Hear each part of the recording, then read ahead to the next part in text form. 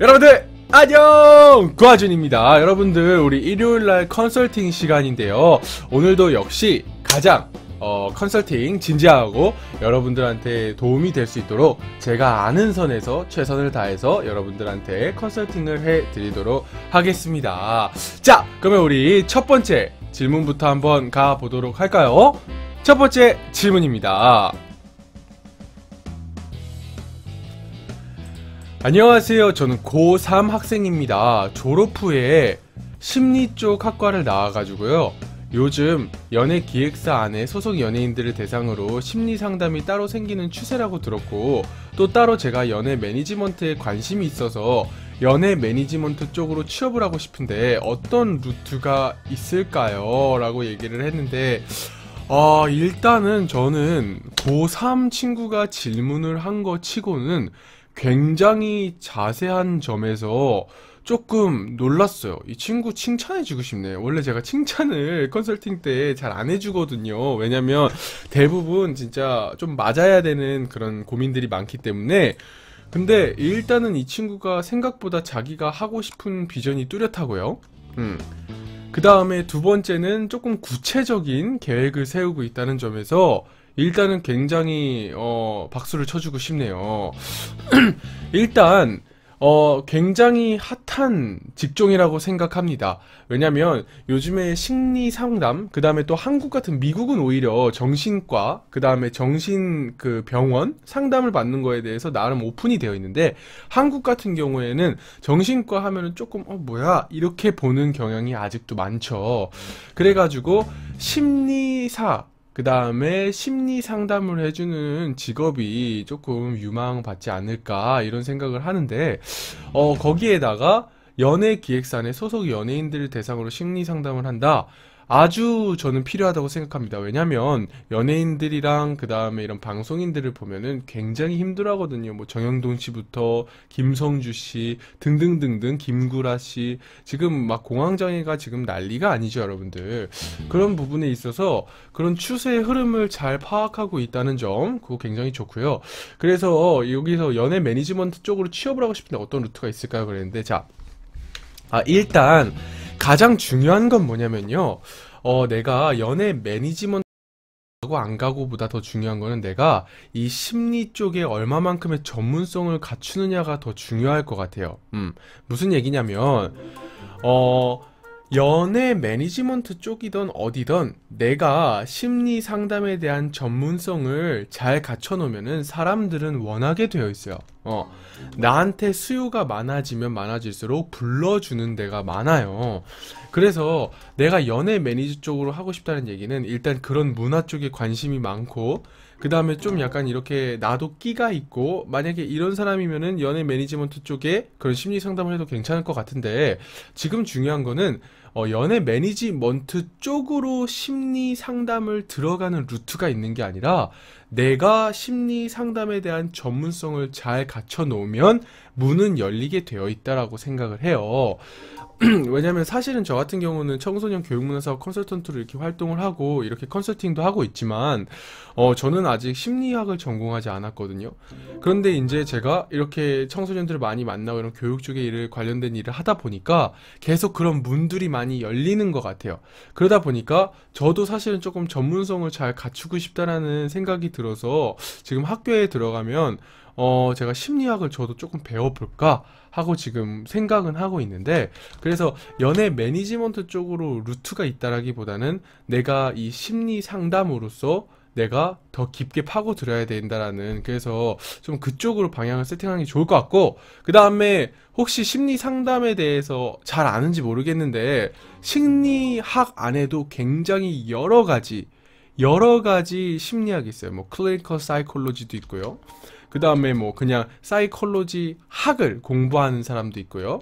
그래가지고 내가 심리 상담하는 그 분야가 어느 분야인지, 뭐 심리학을 전공해서 어떤 걸 클리니컬한 상담을 하려고 하는 건지, 아니면은 좀 심리 상담을 치료 전문으로 할 건지, 그 다음에 심리 상담에도 뭐 음악으로 하는 게 있고, 뭐 여러 가지 그림으로 하는 게 있고, 여러 가지가 있단 말이죠. 그래서 나한테 가장 잘 맞는 심리 상담이 뭘까? 내가 드러낼 수 있는 심리 상담할 수 있는 무기가 뭘까? 요거를 지금부터 조금 고민을 하는 게 좋지 않을까. 그래서 뭐 연애 매니지먼트 쪽을 딱 선택해 놓는 게 아니라 거기를 들어갈 수 있을 만큼 내가 전문성을 갖추는 플랜을 지금부터 조금 세워보면 좋지 않을까. 저는 이렇게 생각을 해봅니다. 제가 컨설팅 해드릴 수 있는 부분은 여기까지인 것 같아요. 그래서 다음 주에 만약에 또 오면 그때는 이제 심리에는 뭐뭐뭐뭐가 있는데 거기서 저는 요러요러한 부분들이 저한테 좀 잘 맞을 것 같고 요런 비전이 있는 것 같아요. 어떻게 생각하세요? 요렇게 만약에 물어본다면 제가 조금 더 피드백을 잘 줄 수 있지 않을까 그런 생각을 해봅니다. 어쨌든 굉장히 마음에 드는 고3 친구였어요. 제가 컨설팅을 진짜 많이 했는데 진짜로 나름 자기가 해야 될 거를 정확하게 명확하게 알고 있다는 점은 굉장히 높게 평가를 합니다. 자, 여기까지 가도록 하고 다음 질문으로 넘어가 보도록 할게요. 쓸데없는 질문, 쉬어가는 질문입니다.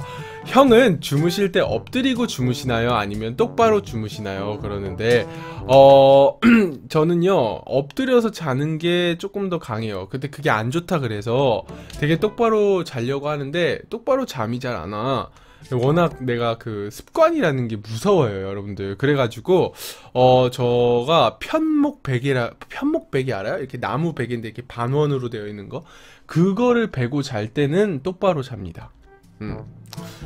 자, 아시겠죠? 그래서 제가 자는 모습이 너무나도 궁금했던 우리 호준이의 쉬어가는 질문이었고요. 자, 다음 질문으로 넘어가 보도록 하겠습니다. 우리 호준이가 같은 고딩인데 저런 질문 써서 부끄럽다요 그러는데 그럴 수 있어. 그러면서 배우는 거야. 자, 다음 질문입니다.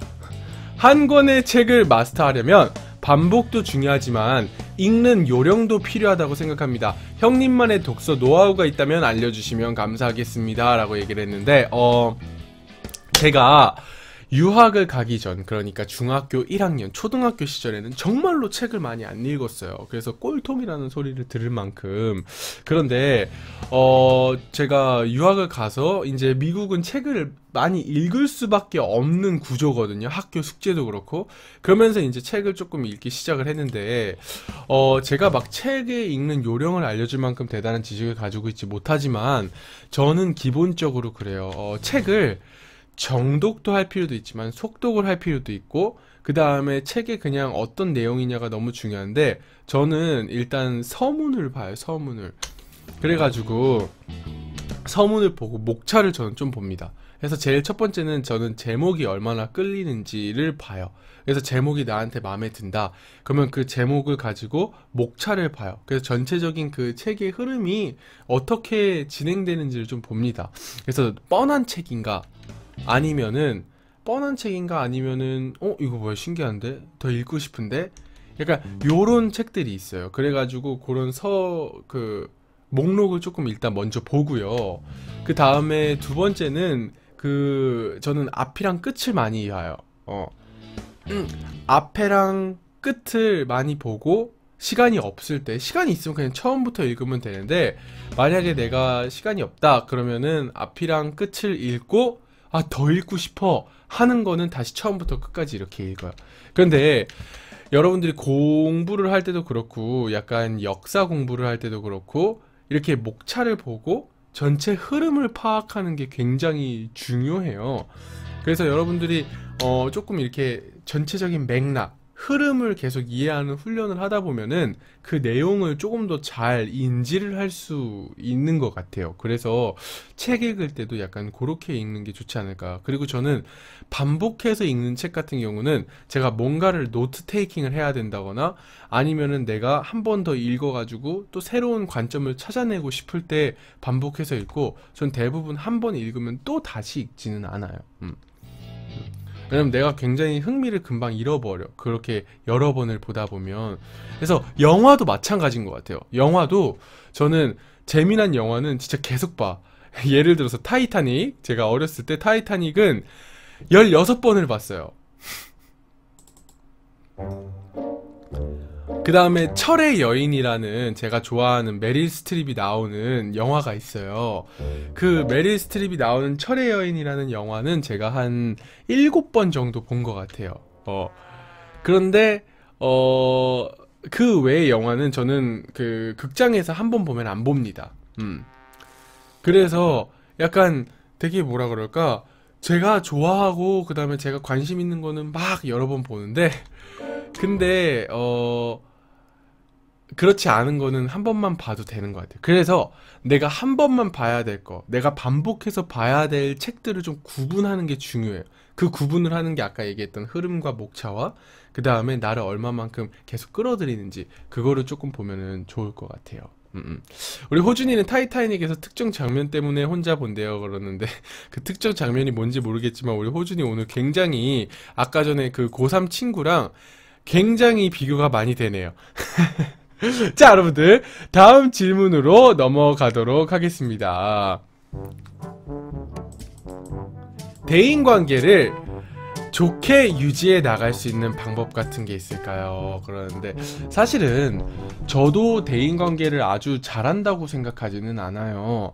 하지만 제가 아프리카 TV를 하면서 많이 배웠던 게 뭐냐면은 사람을 품고 가는 거, 나와 다른 사람, 다양한 사람들과 함께 가는 법들을 제가 아프리카 TV를 통해서 조금 많이 배우고 제가 저 자신을 업그레이드 시키고 있는데, 대인관계를 좋게 유지해 나가는 방법 중에 가장 좋은 거는 저는 뭐라고 생각하냐면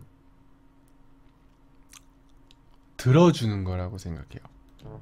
우리가 되게 잘 듣는 것 같지만 사실은 잘 듣는 행위를 하더라도 뭐가 맞았고 뭐가 틀렸고 나는 동의하고 난 이런 부분은 안 동의하고 이거를 생각하면서 들어요. 그리고 뭔가 반박해야 되면은 난 이거 반박해야지, 나는 요거를 놔둬야지, 나는 여기서 요렇게 얘기해야지 하면서 필터링을 하는 거지. 그래서 사실은 진짜로 공감하면서 잘 듣는 그런 사람들을 저도 많이 못 봤어요. 저 역시도 그렇지 못하고. 그런데 대인관계를 좋게 유지하기 위해 가지고 약간 뭐라 그럴까, 나 자신을 포기하는 것도 아니라고 생각해요. 여러분들이 남한테 맞추기 위해서 내가 스트레스를 받으면 그것만큼 또 미련한 건 없다고 생각해요. 그래서 대인관계를 좋게 유지해 나가는 방법은 일단 잘 들어주는 거. 도대체 저 사람은 왜 나한테 저 얘기를 할까를 최대한 잘 들어주는 거, 그게 첫 번째인 것 같고, 두 번째는 나와 맞는 사람들을 찾는 훈련을 하세요. 가끔씩 우리는 나랑 진짜로 안 맞는 사람인데 그게 미련 때문인지 뭐 욕심 때문인지 그 욕심과 미련을 못 내려놓고 끝까지 나랑 안 맞는데도 불구하고 계속 그렇게 가려고 해요. 그런데 어떤 부분에서는 내가 만약에 그 사람과 타협을 할 수 없는 부분이라면 내려놓는 것도 굉장히 중요한 것 같아요. 그래서 나와 잘 맞는 사람들을 찾는 거, 그래서 내 주변에 그런 맞는 사람들을 계속 만드는 거, 그게 저는 대인관계에 굉장히 중요한 유지 방법이 아닌가라는 생각을 합니다. 그래서 너무 스트레스 받지도 말고, 그 다음에 더 중요한 거, 가장 중요한 건 뭐냐면 내가 아주 파이팅 넘치는 에너지가 있으면 돼요. 뭐냐면 내가 사람을 바꿀 수 있는 능력이 있으면 되는 거예요. 뭐냐면 뭐 바꾸라는 게 막 이렇게 얘기를 해서 바꾸는 게 아니라 내 안에서 그런 긍정적인 에너지가 막 뿜어져 나오면 사람들은 모이게 되어 있는 것 같아요. 그래서 난 쟤랑 있으면 참 편해, 난 쟤랑 있으면 너무 좋은 것 같아, 나 쟤랑 있으면은 뭔가가 뻥 뚫려, 나 쟤랑 같이 있고 싶어, 이게 사람들이 느끼거든요. 그래서 보면은 이 주변에 좋은 인맥들이 있거나 친구 관계, 대인 관계 잘하는 애들이 보면은 대부분 그런 친구들이 많아요. 편안해. 근데 이제 저도 사실은 그런 부분이, 저는 일을 할 때 굉장히 빡세게 일을 하는 스타일이거든요. 빡세게 일하는 스타일인데 그게 가끔씩은 사람들이 되게 부담스럽게 생각할 때가 있어요.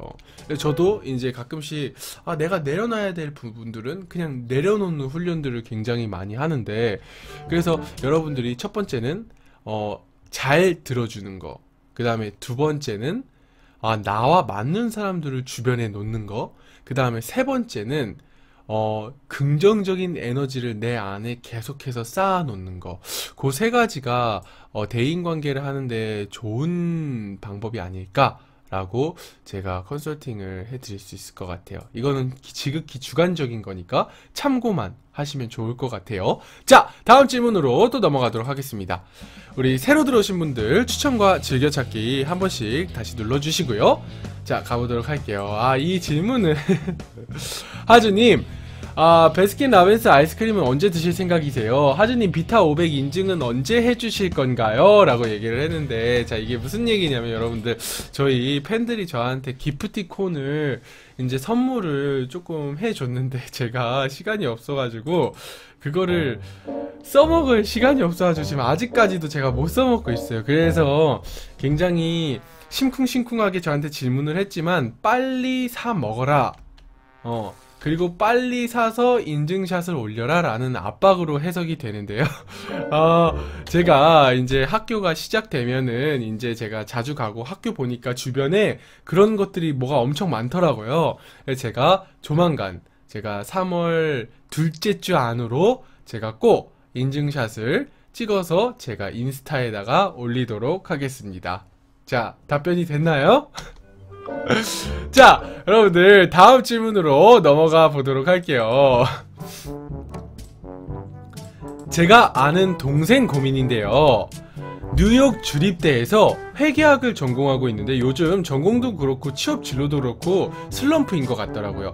하주님이 회계학을 전공하셨으니 혹시 회계학을 선택하신 이유라던가 지금은 아니라도 그때 느낀 매력이 있으신가요? 라고 얘기를 했는데 만약에 제가 이 회계에 대해서 컨설팅을 하다 보면 그 친구는 회계를 안 할지도 몰라요. 왜냐면 제가 회계가 싫어가지고 회계 전공을 안 한 거거든요. 회계 전공으로 들어갔다가 저는 지금 다시 경희대의 새내기로 정치외교학과로 요번에 또 다시 입학을 하게 됐는데, 자, 일단은 회계학이라는 거는요, 제가 왜 회계학을 안 했는지, 왜 하게 됐는지부터 제가 말씀을 드릴게요.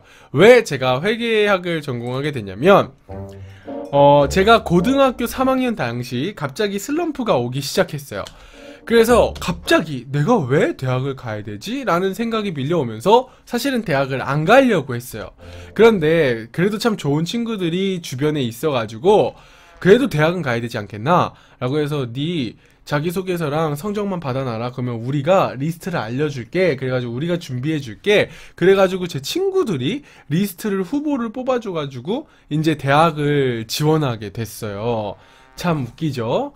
그런데 여러 대학을 제가 합격을 했는데 그 당시에 저랑 친했던 형이 한 명이 있어요. 근데 그 형이 일리노이 대학교를 가겠다는 거야. 그래? 그럼 가서 잘 놀 수 있겠는데? 그래가지고 제가 일리노이 대학을 들어갔어요. 그게 들어가다 보니까 제가 전공을 생각한 적이 없어요. 그래서 일리노이에서 뭐가 유명한데? 그랬더니 공대 엔지니어링과 어카운팅 회계가 굉장히 유명하대요. 그래가지고 그래? 그러면 나는 과학 쪽 이과 쪽은 아니니까 그러면 회계를 가야 되겠다. 그래가지고 회계를 가게 된 거예요.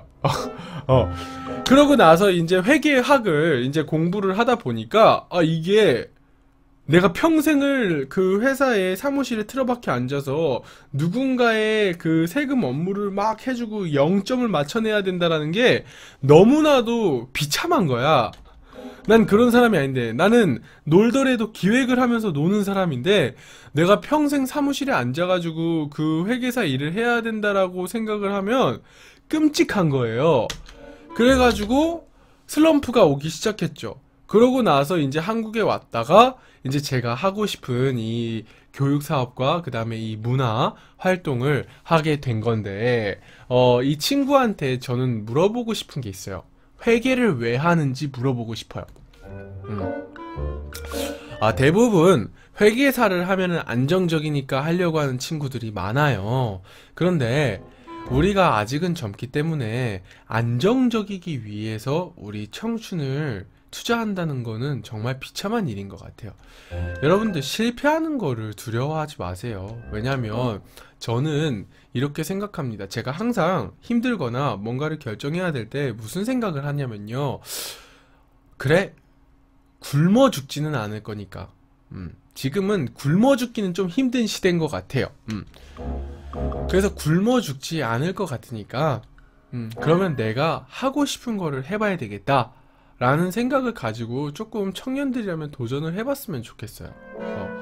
그래서 슬럼프가 왔고, 취업 진로도 그렇고 슬럼프가 왔다는 얘기는 뭐냐면 내가 뭐를 해야 되는지에 대한 명확한 플랜이 없이 뛰어들었다는 얘기예요. 그래서 내가 명확한, 여러분들 제가 항상 얘기하지만 중학교 때, 초등학교 때는 그냥 마음껏 꿈을 꾸면 되는 시기예요. 그런데 중학교 때는요, 그 꿈을 조금 이제 한 3, 4개, 5개로 정리를 해야 될 시간표고요. 그 다음에 고등학교 때는 그거를 하나로 추려내야 될 시간표고, 그 다음에 대학교 때는 그 하나로 추려낸 그 꿈을 향해서 미친 듯이 파고드는 전문성을 갖추는 시간이 사실은 대학교예요. 그리고 이제 대학을 졸업하고 나서는 그 분야를 미친 듯이 달려가는 게 바로 저는 우리 인생의 시간표라고 생각을 하거든요. 그런데 한국은 그렇지 못해요. 고등학교 때까지는 미친 듯이 이유도 모른 채 그냥 해야 된다 하니까, 안 하면 뒤처진다 하니까 열심히 공부를 해왔어. 그러고 나서 이제 대학을 딱 들어가 보니 그때부터 이제 내가 뭐를 해야 되는지를 찾기 시작하는 거예요. 근데 그러기가 쉽지 않거든. 왜? 이제 취업이 또 앞에 딱 현실로 딱 부닥치니까요. 그러면은 이제 그것부터 굉장히 이제 타협을 하기 시작해요. 아, 나는 이걸 하고 싶은데, 이걸 알아보고 싶은데, 이걸 할 수 있는 시간이 없어. 그러니까 계속 취업, 안정적인 거. 그러니까 안정적인 데를 들어가요. 근데 문제는 뭐냐? 거기서 끝나지 않거든요. 막상 들어가서 해보니까 나랑 적성도 안 맞아, 힘들어. 그러니까 너무너무 고통스러운 거라.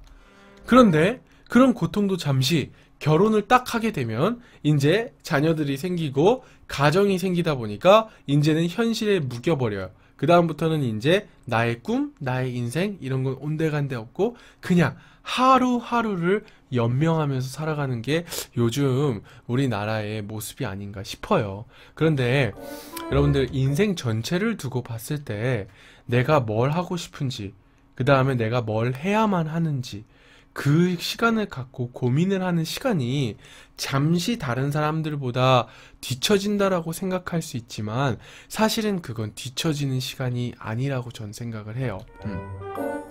그래서 가끔씩 여러분들이 잠시 멈춰서 나를 점검하고 그 다음에 나를 발견하는 시간을 반드시 가질 필요가 있다라는 생각이 들어요. 그래서 이 친구 같은 경우는 회계학을 전공하고 있는데 전공도 그렇고 취업 진로도 그렇고 슬럼프인 것 같다라고 하면은 그 슬럼프에서 빠져나올 수 있도록 하는, 가슴 뛰게 하는 게 뭔지를 찾아야 돼요. 무조건. 그거를 선택이고 옵션이라고 여러분들은 생각하지만 사실은 저는 조금 과하게 얘기하면 죽느냐 사느냐의 문제라고 생각해요, 저는. 그래서 내가 날 가슴 뛰게, 내가 이 슬럼프에서 빠져나올 수 있도록 날 가슴 뛰게 하는 게 뭔지를 찾아내는 것은 옵션이 아니라 반드시 절대적으로 해야 될 필수적인 거라고 저는 생각을 합니다. 그래서 조금 이런 고민을 하는 친구들은 잠시 쉬어갈 필요도 있어요. 무조건 달려왔거든요. 제가 그래왔고. 그런데 지금 저는 이 잠시 멈추는 시간을 갖고 제가 진짜 좋아하고 하고 싶은 일을 찾았어요. 그러다 보니까 저는 12개월 동안 잠을 하루에 한 3시간, 평균 3시간을 자는데 너무 행복해요. 너무 힘든데 너무 행복해요. 그리고 계속 내가 뭐를 해야 될지가 막 머릿속에서 막 그려져요. 그거만큼 행복한 삶은 없다고 생각합니다. 그리고 그거를 그리고 있는데 이렇게 좋은 사람들을 만나게 되고, 그리고 나와 이 꿈을 공유하고 같이 인생을 걸어나갈 수 있는 사람들이 많이 생겨나기 시작했어요. 너무나도 행복한 일 아닙니까, 여러분들? 그래서 이 친구한테는 그 잠시 멈추는 시간을 꼭 가져보라 라고 얘기를 해주고 싶네요. 누구나 있는 고민이니까, 나만 이런 게 아니니까 너무 낙심할 필요도 없고요. 당연한 거라고 생각하고, 그간 내가 그렇게 나에 대해서 관심을 갖지 않았으니까 올 수밖에 없는 당연한 현상이라고 생각하고 스트레스를 받기보다 조금 더, 아 그래? 그러면 이제는 내가 날 좋아하는 걸 찾아야 될 시간표구나 라는 것을 염두해주고 조금 기쁜 마음으로 나를 조금 확인해보고 발견해보는 시간을 갖는 거 너무 좋아하는 것 같아요. 그게 너무 필요한 것 같아요. 그러니까 너무 힘들어하지 말아라, 그렇게 얘기를 해주고 싶네요. 여기까지. 그래서 결국에는 이 질문에 답변하자면 저는 회계학을 통해서 느낀 매력이 없습니다. 그래서 안 하는 거예요. 너무 간단합니다. 저는 회계학을 통해서 느낀 매력이 없기 때문에 그래서 과감하게 포기하고 제가 매력을 느끼는 이 방송 일을 시작하게 된 거죠. 아시겠죠? 자, 여기까지 질문을 답변을 할 수 있을 것 같고요. 여러분들이 1차 질문을 끝났는데요. 아직 시간이 조금 있으니까 오늘은 제가 2차 질문을 받도록 하겠습니다. 여러분들 추천 즐겨찾기 한 번씩 다시 눌러주시고요. 2차 질문은 23분인데 25분까지 받아보도록 할게요. 채팅창에 지금부터 적어주시면 됩니다. 최대한 자세하게 적어주실수록 제가 자세하게 여러분들한테 컨설팅을 해드릴 수 있으니까요. 여러분들 자세하게 적어주시면 감사하겠습니다.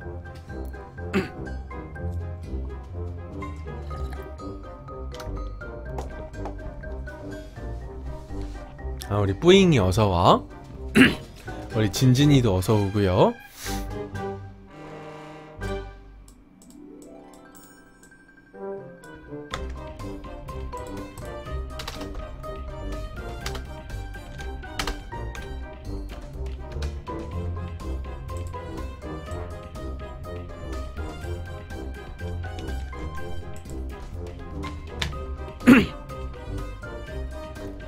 저도 오빠처럼 말을 잘하고 싶어요. 말하다 보면 길어서 주어를 까먹어요. 근데 이거는 질문은 아니야. 오빠가 이렇게 얘기하면 아 그래? 아 그렇구나 이러고 넘어갑니다. 그래서 질문을 적어주시기 바랄게요. 자, 여러분들 24분입니다. 여러분들 또 질문 있으시면 최대한 자세하게 적어주시기 바랍니다.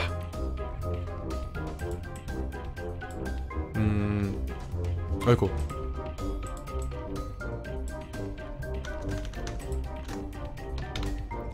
이런 게 많이 문제죠.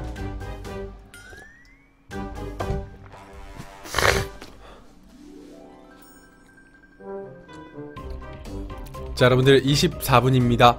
우리 새로 들어오신 분들은 추천과 즐겨찾기 한 번씩 눌러주시고요. 어이구, 1차보다 더 질문이 많은데? 아씨, 나 남캠 해야 되는데. 그래도 여러분들 질문이 너무 진지하니까 오늘은 다 받아들이도록 하겠습니다. 큰일 났다. 이제 나 오늘 엄청 힘들겠다. 아유, 아씨, 나 남캠 해야 되는데. 여러분들 제가 교육 BJ지만 1탈 남캠을 하거든요.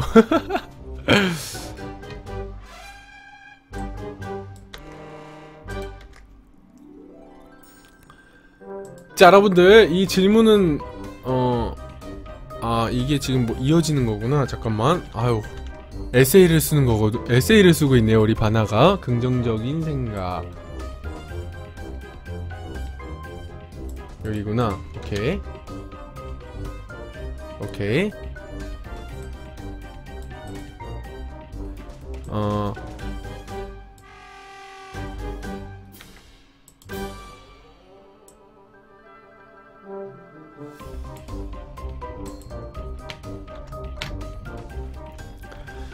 자, 여러분들 26분입니다. 자, 질문은 여기까지 받도록 할게요. 여러분들 질문은 여기서 마감을 하고 한번 가도록 하겠습니다. 아이고, 오늘 1차보다 더 많은데요. 한번 가봅시다. 제가 일요일 컨텐츠는 여러분들한테 가장 진솔하게 그리고 가장 진지하게 대답을 해드리려고 노력을 하니까 오늘 한번 달려보도록 할게요. 가봅시다. 렛츠고! 원래 안 그랬던 제가 요즘 대학 입시란 게 코앞까지 오니까 너무 뭔가를 빨리 끝내야 할 것 같은 그런 느낌이 들어서 갑자기 우울해지거나 짜증이 날 때가 많아졌어요. 혹시 이럴 때 극복할 수 있는 방법이 있을까요? 라고 얘기를 했는데, 사실은 이게 호준이 질문이죠. 사실은 제가 어제 조금 제가 새벽에 이제 작업을 하면서 마지막에 이제 컴퓨터 끄려고 모니터를 끄려고 왔어요. 근데 이제 호준이랑 이제 저희 방에 디자이너들이 좀 많습니다. 그래서 호준이는 패션 디자이너가 될 사람이고, 저희 방에 뭐 산업 디자이너 하는 친구도 있고, 그 다음에 뭐 무슨 무슨 디자이너, 뭐 어쨌든 디자이너가 엄청 많아요. 그래가지고 이제 누나들이 그 다음에 막 조언을 해주더라고요. 내가 그걸 보면서 너무 뿌듯했어. 그래, 헤이준 TV가 이런 곳이어야지 라는 생각이 들어가지고 너무나 뿌듯했어요. 막 진짜로 성심성의껏 질문 상담을 해주는데, 근데 거기서 이제 내가 호준이한테, 만약에 호준이가 이 질문을 컨설팅 때 하면은 내가 꼭 얘기를 해주고 싶었던 게 있어요. 호준이는 지금 현실을 봐야 될 시간이 아니고 내가 사실을 봐야 될 시간이라고 생각해요. 말이 좀 어렵죠. 무슨 얘기냐면, 자, 호준이가 어제 했던 질문 내용을 보면 좋은 학교를 가야 되는데 좋은 학교를 갈 수 없는 상황, 그 다음에 미술을 분명히 해야 되는데 미술 학원을 갈 수 없는 상황, 그런데 어머니한테 얘기를 하기가 조금 부담스러운 상황, 그래가지고 나 혼자 유튜브나 이런 걸 통해서 미술을 보고 있는데 그 미술 한 거를 뭐 방송국에 올렸나 보죠. 그래가지고 우리 디자이너 친구들이 봤더니, 아니, 학원을 가야 된다, 너는 학원을 반드시 가야 된다라고 지금 조언을 받은 상태예요. 그죠? 그래서 미술 실력이 조금 현저히 많이 안 좋았나 봐요. 그래서 학원을 가라고 얘기를 한 것까지 제가 녹방에서 조언 내용을 봤어요. 자, 그런데 자, 저는 이걸 믿어요. 뭘 믿냐면, 호준아, 인생은 있잖아, 요즘 시대는 학력도 너무 중요한 게 맞는데 학력보다는 전문성 시대야, 호준아. 그래서 내가 패션 디자이너면 패션 디자이너로서 갖춰야 될 가장 기본적인 것을 최대한 잘 갖추고 그 전문성을 잘 갖추면 성공할 수 있는 시대가 바로 지금입니다. 네. 뭐냐면, 호준이가 학력이 중요한 게 아니고 내가 패션 디자이너로서 뭘 갖춰야 되고 어떤 스타일로 갈 것인지, 그 다음에 그걸 갖추기 위해서 뭐가 해야 되는지, 그런 것들을 준비를 하는 게 더 중요하지, 어떤 학력과 그 다음 뭐 인맥과 이런 것들을 생각할 시간은 아니라는 겁니다. 그런데 그거를 무시할 수는 없는 거예요. 아직도 학벌이 중요하고, 그 다음에 인맥이 중요하고, 학연 지연, 그 다음에 혈연, 이런 게 너무 중요한 사회가 아직도 한국이 맞아요. 하지만 그거가 없으면 아무리 내가 그거에 목숨을 걸어도 혈연을 만들어낼 수 있습니까? 못해요. 내가 학력에 들어갈 수 없어요? 그러면은 못하는 거야. 그럼 지연은 없는 걸 어떡해. 여러분들, 인생은 절대로 공평하지 않아요.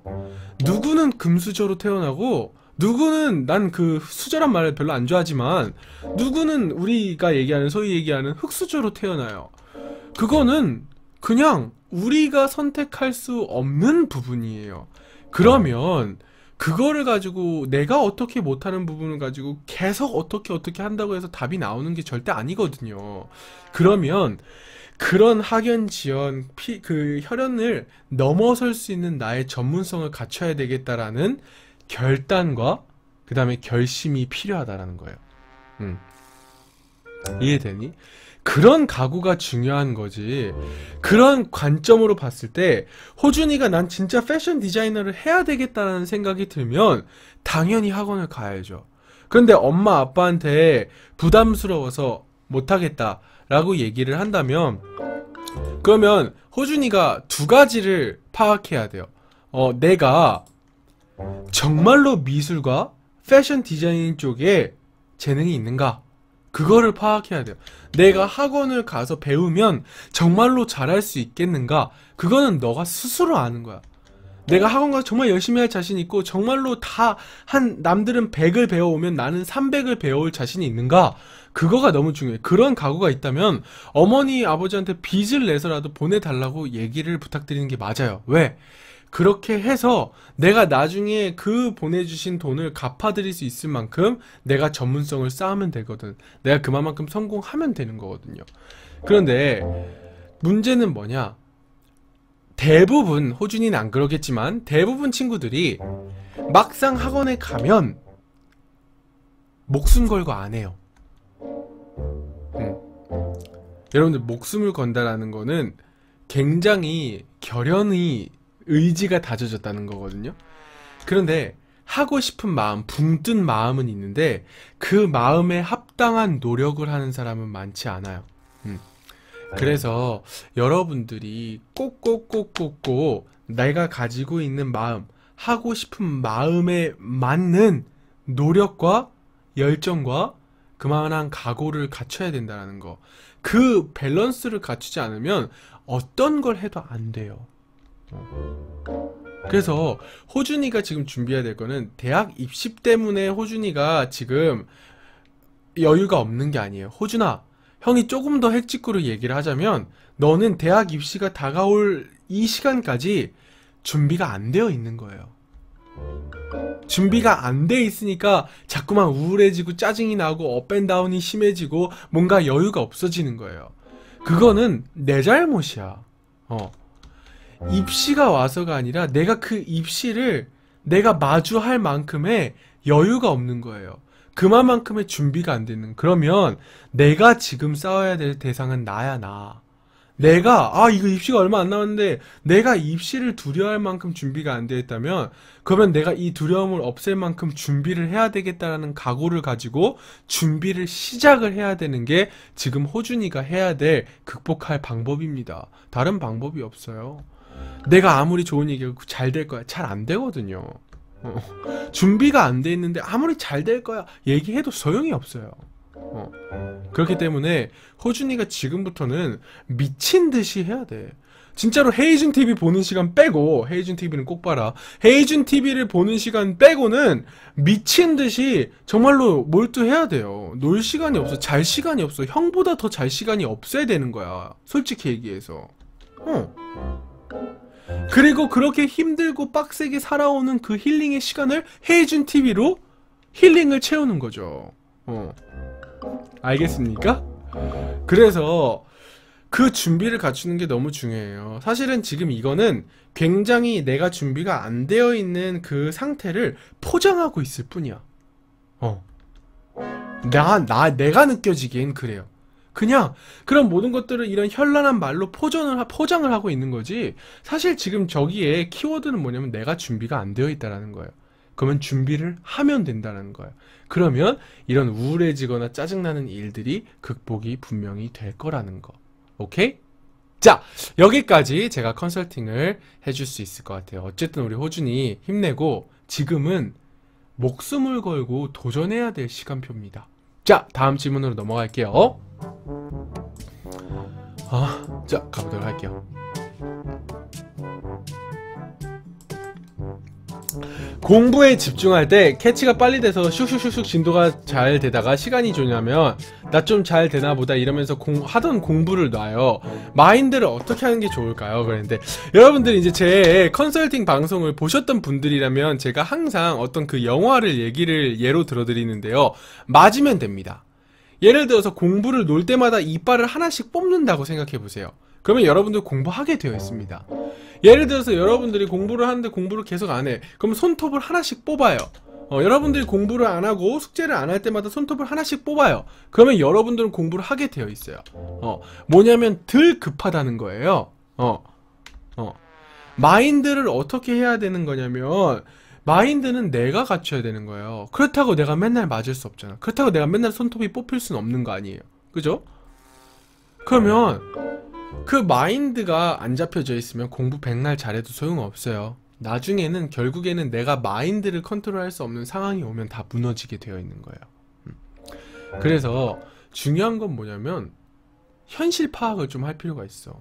내가 어느 정도고, 내 인생이 어느 정도고, 지금 내가 이렇게 하면은 앞으로 어떤 인생을 살아갈 것인지에 대한 실감나는 실제적인 판단과 그 다음에 분석이 필요해요. 나 자신에 대한, 내 상태에 대한.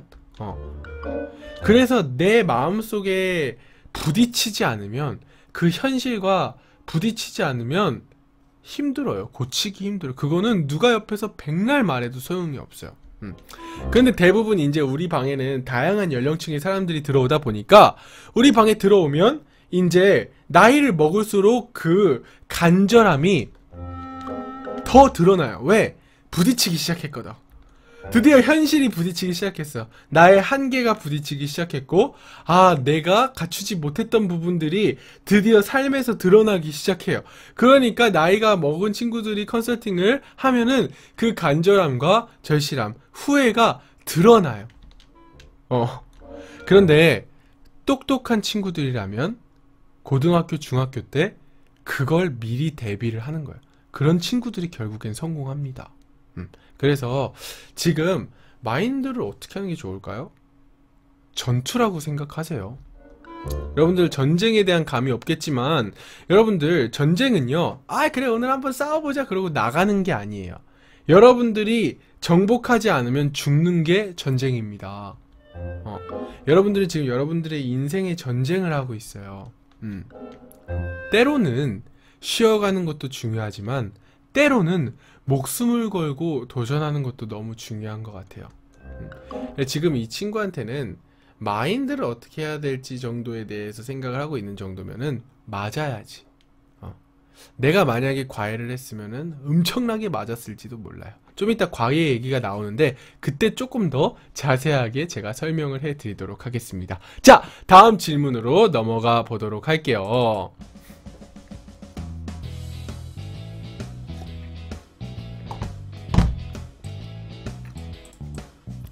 형님, 제가요 사실은 조울증이 있습니다.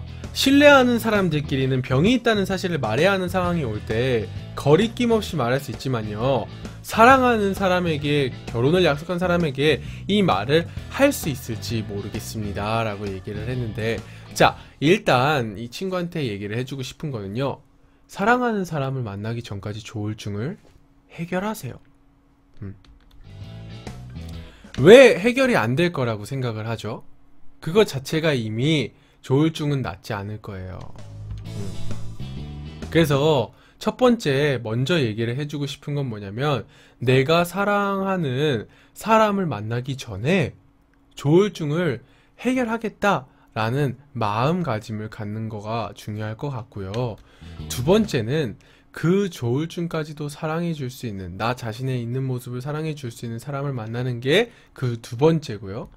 그 다음에 세 번째는 조울증이 여러분들 나쁜 게 아니에요. 여러분들 대한민국의 OECD 국가의 그 OECD에서 내린 게 대한민국의 제가 20%인가가 우울증, 정신병이 있대요. 그런데 그거는 정신과에 가가지고 상담을 받은 사람들의 통계로만 가지고 통계를 낸 거예요. 그런데 가지고는 있지만 드러내지 않고 말을 하지 않는 사람들은 더 많다는 얘기죠. 그러면 그냥 비공식적으로 40%, 거의 한 2명 중 1명은 다 이런 문제들을 가지고 있다는 거예요. 그 정도의 차이가 있을 뿐이지. 근데 저는 이런 문제의 근본은 결국에는 나를 찾지 못하는 데에서 있다라는 생각을 많이 해요. 뭐냐면 조울증이란 거는 기준이 명확하지 않다는 얘기거든요. 내가 뭐에 기쁜지, 그 다음에 뭐에 슬픈지, 뭐 할 때 타격을 입는지, 또 뭐를 할 때 가슴이 찌는지, 이런 것들에 대한 기준이 없어요, 명확하게. 대부분 요런 친구도 그런 친구들이 많아요. 조울증이 왔다는 거는 뭔가 하는데 뭔가 정신이 없거나, 뭔가 이게 정리가 잘 안 돼 있거나, 뭔가 내가 막 생각은 많은데 뭐 하나를 제대로 해낼 수 없는 그런 상황이 되게 많아요. 왜냐면 제가 미군 부대에 있을 때 미국 친구가 조울증이 바이폴라라고 하거든요. 조울증을 가지고 있는 친구가 있었어요. 평상시에 멀쩡해. 근데 문제는 뭐냐, 어느 한계 그게 딱 치면은 이제 그때부터 이제 삶이 안 되는 거예요. 그래서 내가 그 친구한테도 얘기를 해줬던 게 뭐냐면은, 그 친구의 특징이 뭐냐면 그냥 바빠요. 계속 바빠요. 멈추는 시간이 없어요. 그래서 저는 이 친구한테 얘기를 해주고 싶은 거는 일단 조울증을 얘기를 하는 게 부끄러운 일이 아니라는 거.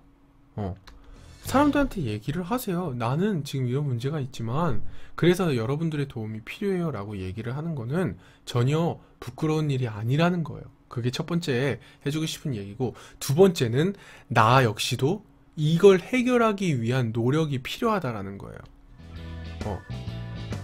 내가 정말로 이 조울증을 해결하려고 하는 노력을 누구보다 더 해야 되는 거예요. 왜? 지금 이미 나 자신을 진단을 내릴 정도로 조울증이 왔다는 거는 일반 사람들보다 훨씬 더 심각하다는 얘기거든요. 그러면은 조금 더 나는 이 부분에 대해서 케어할 필요가 있어요.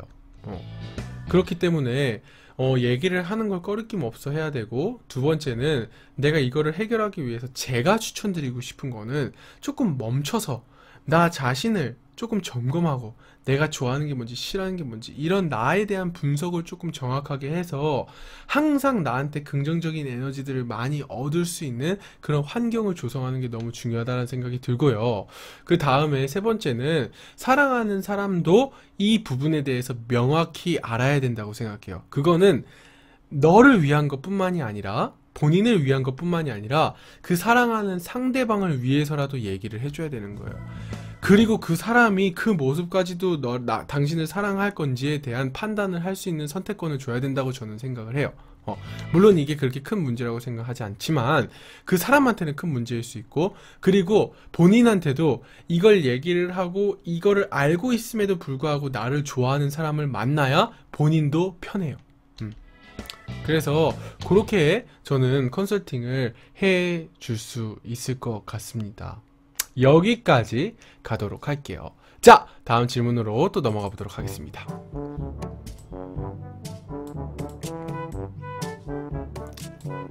제가 요즘 너무 화가 많이 나요. 자주 빡치고 짜증난다는 말을 입에 달고 사는 것 같아요. 친구들에게도 한 번씩 막대할 때가 있는데 그런 걸 어떻게 고쳐야 할까요? 그러는데 ADHD, 그 다음에 주의력 결핍, 그 다음에 분노 조절 장애, 요런 것들이 요즘 아이들한테 굉장히 많이 나고 있는 일이래요. 근데 그게 왜 그런지 아세요, 여러분들?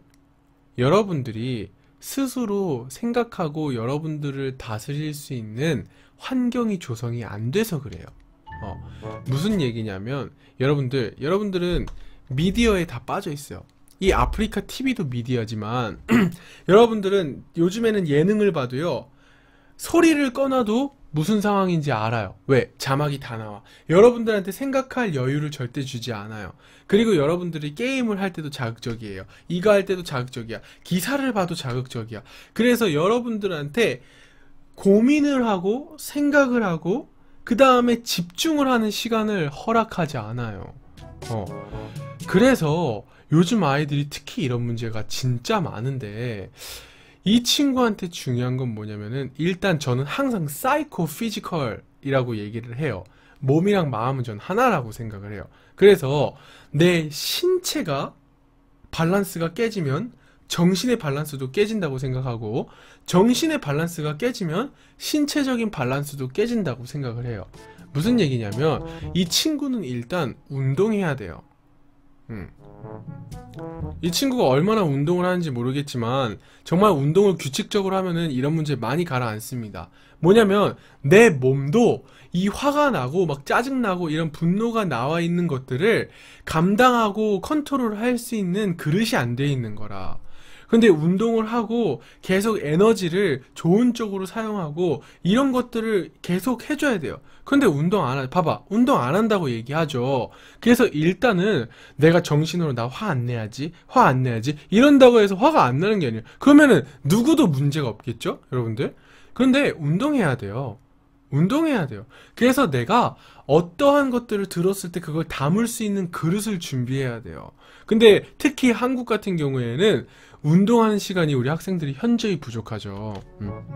사실 형도 운동을 해야 된다고 얘기하지만 나는 지금 운동할 시간이 너무 없는데 운동해야 됩니다. 이거는 아이들뿐만이 아니라 우리 모두가 운동을 해야 돼요. 그래서 땀을 쫙 낼 수 있는 운동을 해야 되고, 한 번씩 그냥 재미로 농구라는 그 정도가 아니라 규칙적으로 운동을 하는 게 필요합니다. 그리고 두 번째는요, 호흡. 저는 호흡을 되게 좋아해요. 왜냐면 요즘 막 페이스북에도 4, 6, 7인가? 해가지고 막 호흡법 나오잖아. 막 잠을 잘 자는 호흡법. 근데 사람이 호흡을 하는 거에 있어서 되게 많이 그 심장을 컨트롤하고 이 공기가 컨트롤하는 게 굉장히 중요하대요. 그래가지고 요즘에 과학적으로도 그 호흡에 대해서 굉장히 많이 막 연구가 진행이 된다고 하는데, 우리가 크게 3번만 우리가 호흡을 하고 참아도 살인을 면한다고 얘기를 하잖아요, 여러분들. 그게 무슨 얘기냐면, 여러분들이 화가 났을 때 화를 그냥 내버리면 그러면 화가 나는데, 진짜 심호흡을 여러분들이 길게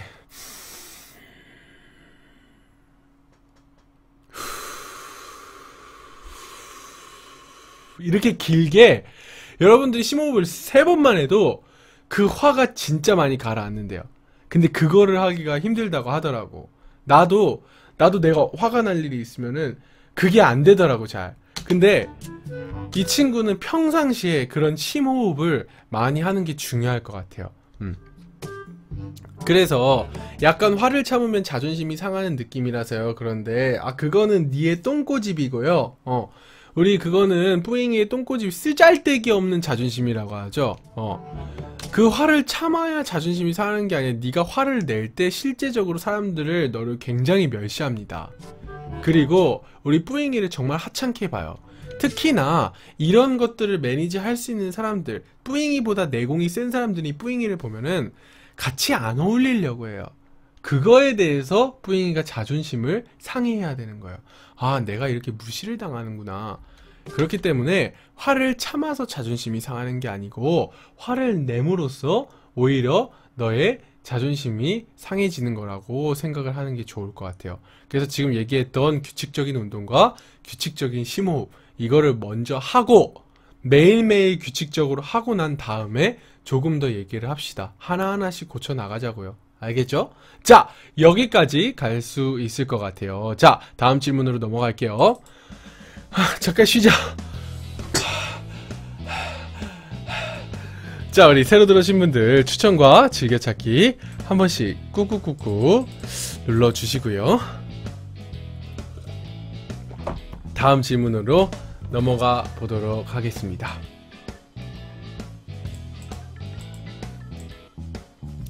제가 IELTS 준비를 하는데요. 미국 영어를 쓰다 보니까 호주 악센트가 알아듣기가 너무 힘들어서 학원 선생님께 여쭤봤더니 쉐도잉을 하라고 하는데 팁을 주실 수 있나요? 라고 얘기했는데, 쉐도잉이라는 건 계속 따라하는 걸 얘기를 하는 거죠.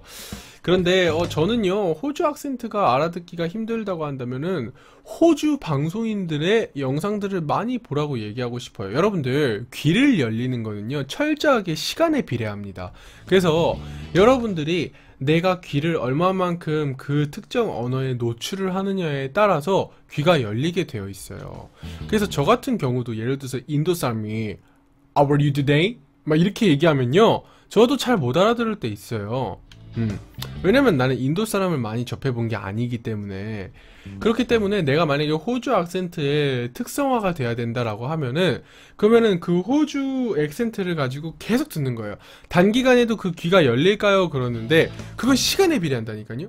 그러니까 시간이, 예를 들어서 MP3에다 꽂고 잘 때도 듣고 계속 듣는 거예요. 계속 내가 한국어를 쓰는 시간보다 영어 쓰는 시간이 많아지고 계속 MP3에다 넣고 핸드폰에다 넣고 계속 듣는 거예요. 계속. 그러면 열리게 되어 있어요. 왜 유학을 가면 여러분들 귀가 열린다고 얘기하는지 알아요? 유학을 가면 모국어를 쓰는 시간보다, 그리고 모국어를 듣는 시간보다 그 나라의 언어를 듣는 시간이 훨씬 더 많기 때문에 유학을 가면은 빨리 귀가 열리고 입이 열린다고, 입이 트인다고 얘기를 하는 거예요. 그죠? 그러면 내가 유학을 지금 당장 갈 수 없는 상황이라면 유학을 갔을 때의 환경을 최대한 한국에서 만들어야 되는 거죠. 그래서 계속해서 들어야 돼요. 그 다음에 우리 캐셔린이 아직 우리 그 컨텐츠를 다 본 건 아니지만, 우리가 미드 영어 할 때 공부하는 방식이 있어요. 유튜브에 구하준을 검색하시고 제 채널을 구독하기를 눌러주시면 저희가 여태까지 했던 컨텐츠들이 다 나오는데, 그런 식으로 집중을 해가지고 듣기 훈련을 해야 돼요. 물론 계속 듣는 것도 좋아요. 그러니까 그거는 잘 때도 화장실에 있을 때도 그냥 계속 들어요. 그런데 내가 그 귀를 트이는 작업, 2시간을 내가 투자를 해서 요만큼을 얻어낼 수 있는 거를 1시간에 요만큼을 얻어내야 되는 상황이라면 그러한 훈련을 하는 게 필요해요. 집중 훈련. 그래서 집중 훈련을 해야 돼. 그래서 내가 안 들리는 거를 들어보고, 그 다음에 내가 스크립트를 보면서 아, 이게 이 단어가 안 들리는구나를 파악하고, 그리고 나서 스크립트를 보고 다시 한번 듣고, 이런 저희가 미드에서 하는 그런 훈련을 해야 돼요. 그거를 못하면 조금 시간이 오래 걸리죠. 그러니까 시간을 단축시키고 집중해서 효율적으로 눈과 그 귀를 열어줄 수 있는 방법이 그건 것 같으니까 조금 한번 가서 참고해 보는 것도 나쁘지 않을 것 같아요. 자, 다음 질문으로 또 넘어가 보도록 하겠습니다.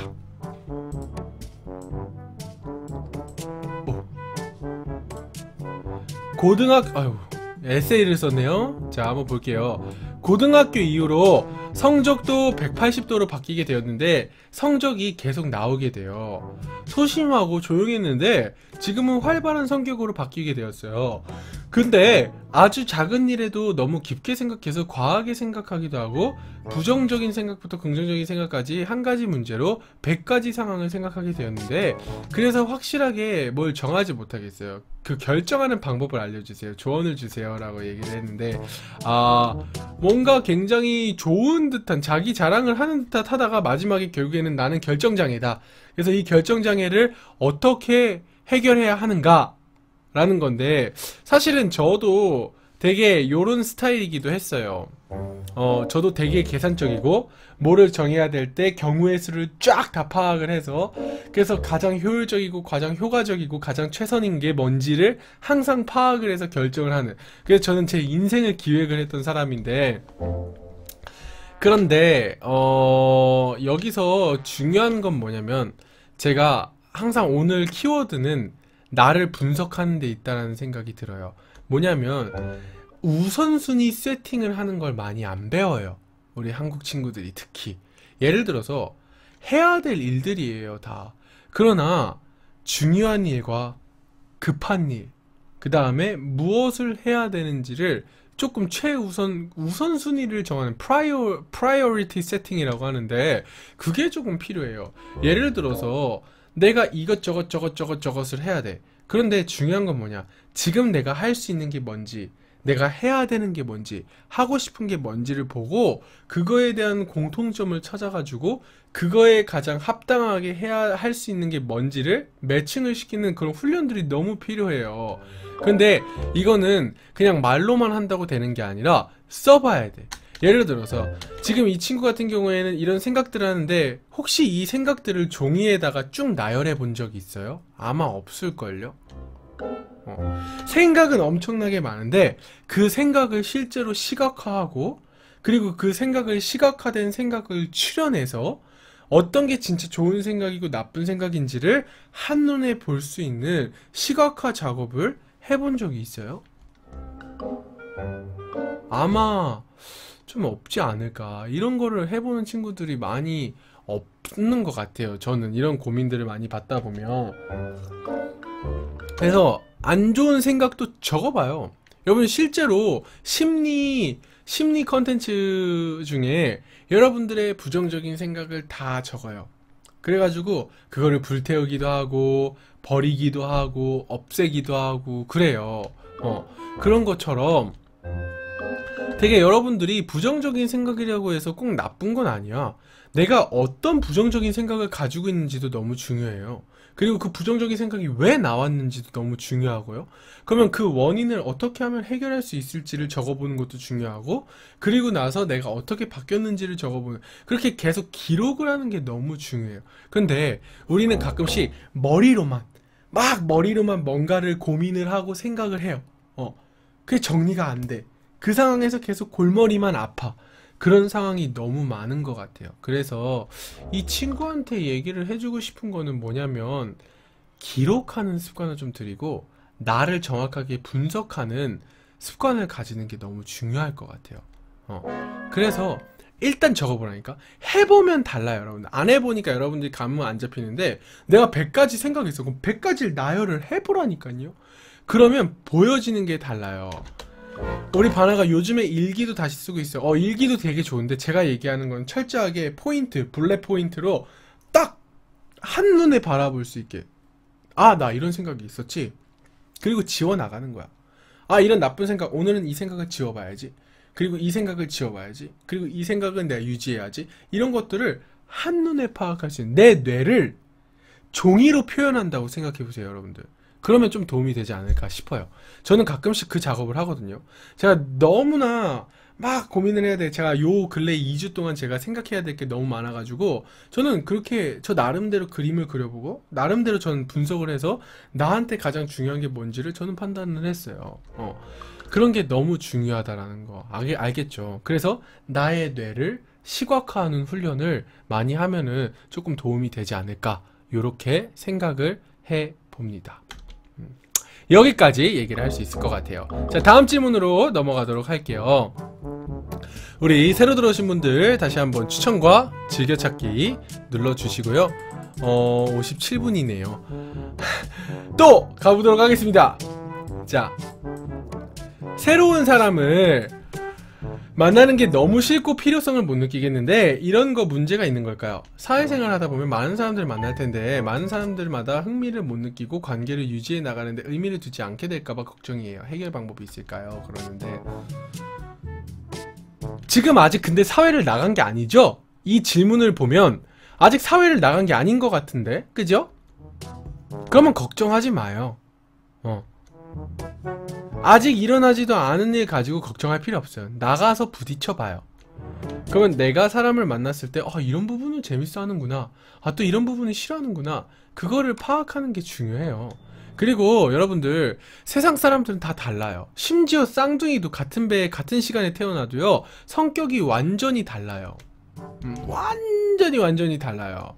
그런데 그 모든 사람이 똑같을 수 없어요. 나는 막 엄청나게 사람들 사이에 부대끼는 게 싫을 수도 있어. 나는 혼자 집중을 해가지고 뭔가 일을 해야 되는 사람이야. 그러면 그 사람은 그런 일을 하도록 태어난 사람인 거예요. 근데 그거를 다른 사람들이랑 함께하는 대인관계가 중요하다고 막 세상에서 얘기를 하니까 어떻게 해서든지 막 내가 짜맞춰야지, 그건 아니라는 거지. 하지만 한 단계 더 나아가는 거는, 내가 싫은 사람이랑도 얼마든지 잘 지낼 수 있고, 또 내가 집중을 해야 될 때는 그런 사람들을 잠깐 떼어놓고 나 혼자 집중을 할 수 있는 멀티플레이어가 되는 능력을 갖추는 거가 조금 더 좋겠죠. 그런데 그거는 뭐냐면 관심인 것 같아. 관심. 근데 이거는 저는 모든 사람한테 필요한 것 같아요. 우리가, 여러분들, 저는 배우 활동을 하기 위해서 배우 그 연기를 배우면서 제가 진짜 많이 배웠던 게 뭐냐면 관찰이에요. 관찰.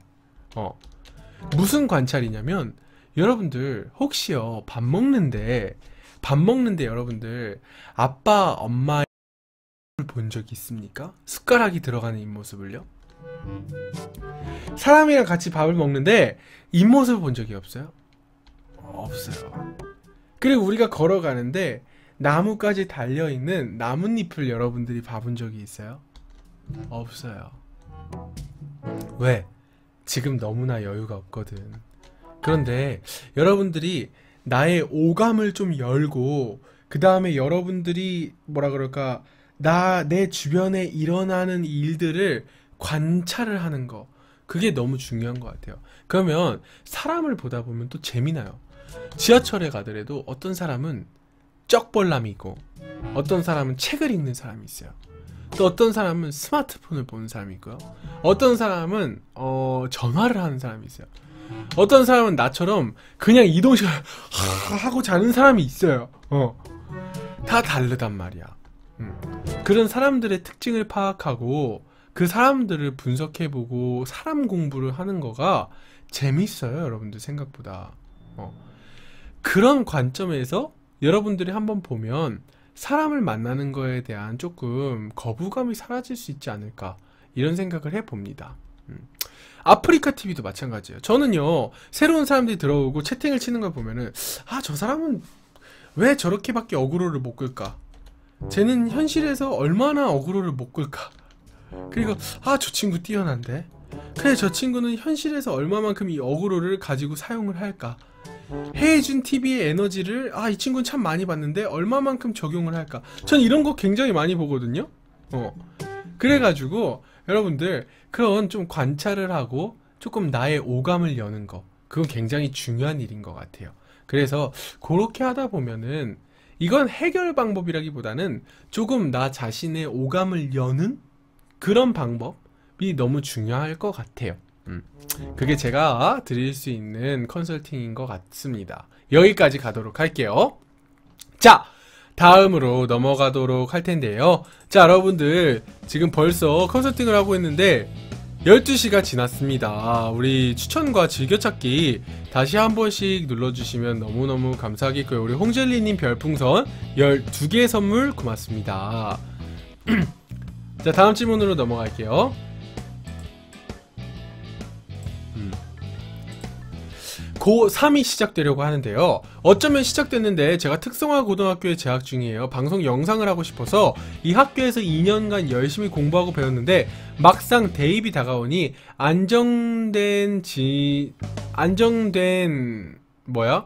안정되게 진학을 해야 할지, 꿈을 아예 하고 싶은 쪽으로 전문대를 가야 할지 고민입니다. 라고 얘기를 했는데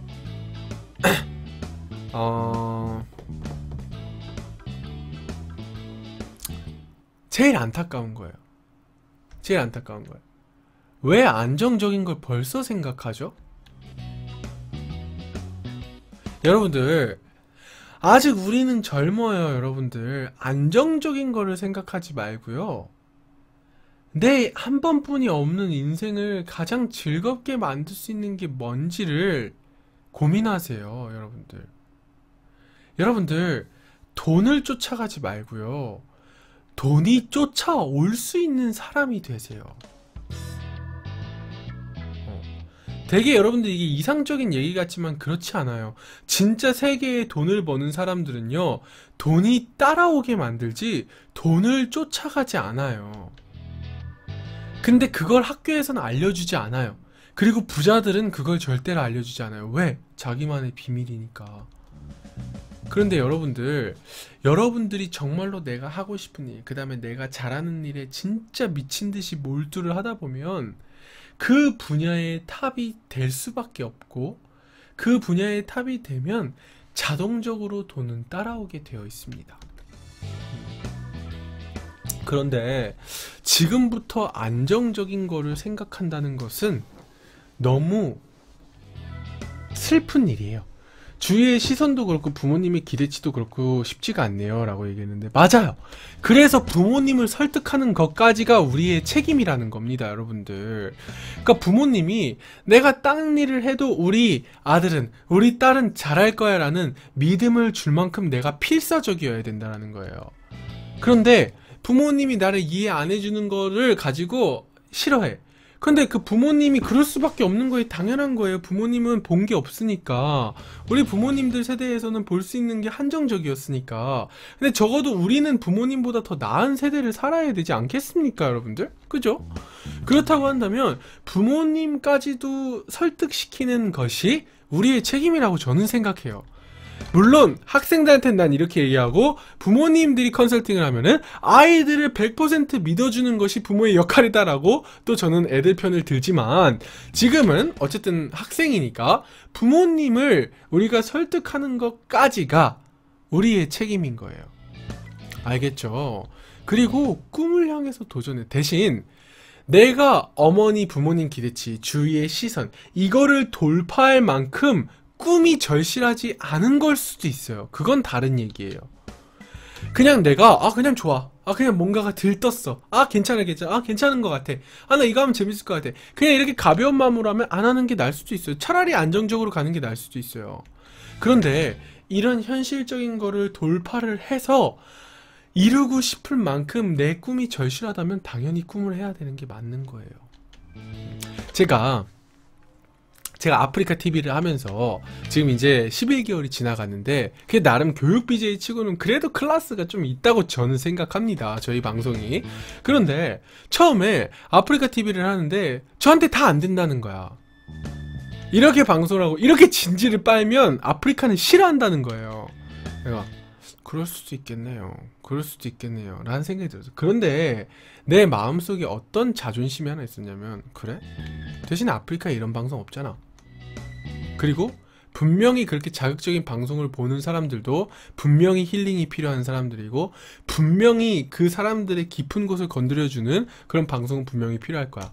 라고 생각을 해서 저는 도전을 하기 시작했어요. 자, 그런데 거기서 내가 난 선비가 되겠어. 나는 나는 정말로 진지만 빨겠어. 이러면 제 방송 망했을 거예요. 근데 여러분들이 이제 좀 이따 컨설팅이 끝나면 아시겠지만 저 남캠 뺨치는 리액션을 가지고 있습니다. 그리고 남캠 뺨치는 약반은 방송합니다. 왜냐? 그게 객관성이에요. 여러분들, 내가 주관성을 분명하게 가지고 있대. 그 보편적으로 얘기를 하는 객관성도 같이 준비를 해야 된다는 거예요. 무슨 얘기냐면 꿈을 이루고 싶고 그 꿈을 향해 도전하고 싶은 건 나의 주관성이야. 그러면 그거를 이루기 위해서 세상의 시선과 그 다음에 우리 부모님의 압박과 이런 것들이 올 거고 그거를 당연히 준비를 해야 되고 그거를 당연히 받아들이고 그것까지도 내가 설득시킬 수 있을 만큼의 객관성을 갖추는 거, 그거 역시도 필수라는 거죠. 그런데 그렇게 할 각오가 안 돼 있으면 그래요, 맞아, 안정적으로 가는 게 나아요. 왜? 그건 꿈이 아니거든요. 그거는 그냥 바람이 든 거라고 얘기를 하는 거예요. 그래서 내가 이게 진짜 나의 꿈인지 아니면 그냥 바람이 든 것인지를 정확하게 판단하는 시간을 가져볼 필요가 있다. 그런데 이게 꿈이야. 그러면 미친듯이 달려나가면 됩니다. 아시겠죠? 자, 여기까지 제가 컨설팅을 할 수 있을 것 같고요. 다음 질문으로 넘어가도록 할게요. 아, 우리 좋아해 자는 줄 알았는데 아직 안 자네. 좋아요. 자, 마지막 질문입니다. 자, 영어 과외 하신 적 있나요? 있죠. 저는 사실은 방송하기 전에 그리고 배우 하기 전에 저는 영어 과외로 돈 엄청 벌었던 사람입니다. 그런데 과외 하신 적 있으십니까? 과외할 때 어려운 점이나 팁이 있으시면 알려주세요. 그러는데 일단은 저한테 과외의 팁을 물어보면 여러분들은 과외를 하고 싶지 않아 할 거예요. 그렇지만 물어봤으니까 가도록 하겠습니다. 저는 과외라는 거는 저는 누군가의 선생님이 된다라는 거는 인생을 책임지겠다라는 얘기거든요. 그래서 저는 돈을 보고 과외를 하지 않아요. 그래서 일단 제가 과외를 할 땐 전 부모님을 만납니다. 부모님을 만나서 제가 부모로서 부모 권한을 20%를 나한테 줘야 된다. 부모의 교육에 관련된 부모의 권한을 20% 나한테 결정권을 주지 않으면 나는 수업을 안 하겠다고 얘기해요. 다시 얘기해서 부모와 내가 한 목소리를 낼 수 없으면 나는 이 아이 못 가르친다고 얘기를 해요. 왜?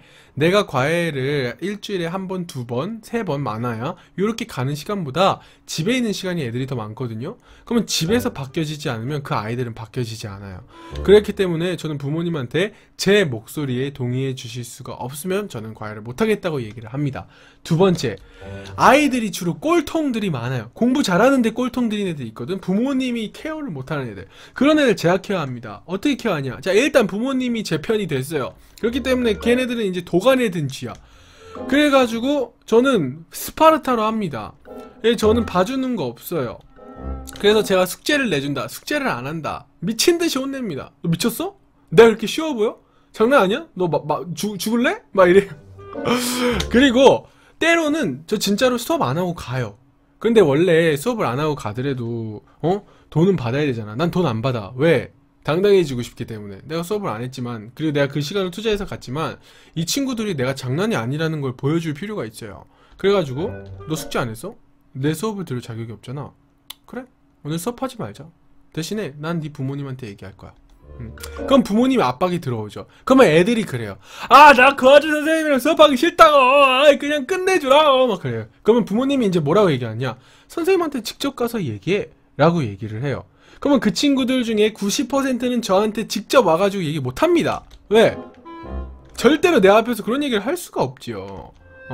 그러면 이제 그 아이들의 길을 걷고 제가 그 아이들의 삶을 조금 교정을 시켜줘요. 그러니까 삶을 교정하는 게 전 과외라고 생각을 해요. 그거를 내가 제일 잘하는 게 영어니까 영어를 통해서 하는 거예요. 그래서 그 친구들이 스스로도 결국에는 공부할 수 있도록 도와줘야 되는 거고, 그래서 그 친구들이 근데 대개 90% 중에 아니 10% 중에 나한테 와가지고 선생님 저 진짜 과외하기 싫습니다 라고 얘기하는 친구가 있어요. 그런 친구들은 좀 크게 될 놈들이야. 왜? 지 생각을 표현할 수 있는 친구들이거든. 그러면 너가 왜 과외를 그만둬야 되는지에 대한 이유를 논리정연하게 5가지만 생각해서 나한테 설득을 시키면 내가 과외 안 하겠다. 나도 너같이 말 안 듣는 놈 과외하는 거 정말 힘들기 때문에 그럼 우리 5가지만 논리적인 이유로 왜 내가 그만둬야 되는지, 왜 너가 과외를 그만해야 되는지 얘기를 해라. 근데 그거를 정리를 하다 보면 아이들이 깨달아요. 그리고 아이들이 자기한테 그만큼 진정성을 가지고 대해주는 사람이 없었기 때문에 그 친구들이 그 정도 실랑이를 구아준이랑 벌이다 보면 그 아이들도 마음의 문을 열 때가 있어요. 그래서 주로 교사를 하려는 친구들, 그 다음에 누구의 선생님이 되려는 사람들은 내가 잘나서가 아니라 그 친구들이 나보다 더 잘 될 수 있도록, 그 다음에 그 친구들 인생을 어느 부분은 책임을 지는 거라고 생각을 해요. 그런 팁을 가지고 하면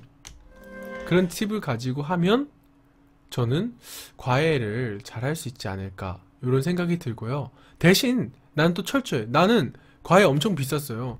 우리 정우가 과외 좀 해주세요 영어 과외 그러는데 니들 감당 못해요. 여러분들 내가 돈 벌라고 했으면 난 방송 안 했다고. 진짜야 여러분들. 왜? 나는 내가 준 만큼 난 대신에 요구해요. 나는 부모님한테 얘기해. 그래서 나는 공부를 못하는 애들일수록 조금 돈을 덜 받아. 원래 더 받아야 되는데 돈을 덜 받아. 왜? 나도 가르쳐줄 게 별로 없거든. 얘네들은 지금은 얘네들은 그냥 기본을 갖춰야 될 애들이야. 그러니까 근데 이제 얘네들이 조금 이제 나 안에 구아준의 진짜 것들을 막 끄집어서 얘네가 받아들일 수 있는 수준이다. 그러면은 나는 비싸게 받아요. 그러면 부모님도 좋아요. 부모님도 돈을 쓰는 게 아깝지 않다는 생각이 들어야 되고, 아이들도 뭔가 배워가는 게 있다라는 생각이 들어야 되고, 그 다음에 나 자신도 뭔가 굉장히 뿌듯하게 할 수 있다라는 생각을 가질 수 있어야 저는 과외를 하는 의미가 있지 않을까. 근데 이거는 굉장히 진지한 얘기야. 대부분 대학생들은 그렇진 않죠. 어쨌든 제 과외의 팁은 진정성입니다. 자, 여기까지 가도록 할게요. 여러분들, 오늘 컨설팅은 여러분들이 너무 좋은 질문을 많이 해주셔가지고 좀 시간이 많이 오바가 되기는 했지만, 그래도 진짜 좋은 질문이어서 저도 최대한 성심성의껏 진정성 있게 제가 여러분들한테 상담을 해드리려고 노력을 했고요. 이 컨텐츠는요, 유튜브에 구하준을 검색하시면 제 개인 채널 나오는데 거기에 다 올라가니까 여러분들이 수시로 보실 수가 있을 거고요. 채널 구독해주시고, 아직 추천 즐겨찾기 안 눌러주신 분들은 추천 즐겨찾기 다시 한번 눌러주시면 감사하겠습니다. 여러분들 오늘 너무너무 수고했고요. 우리 또 내일 만나요. 안녕.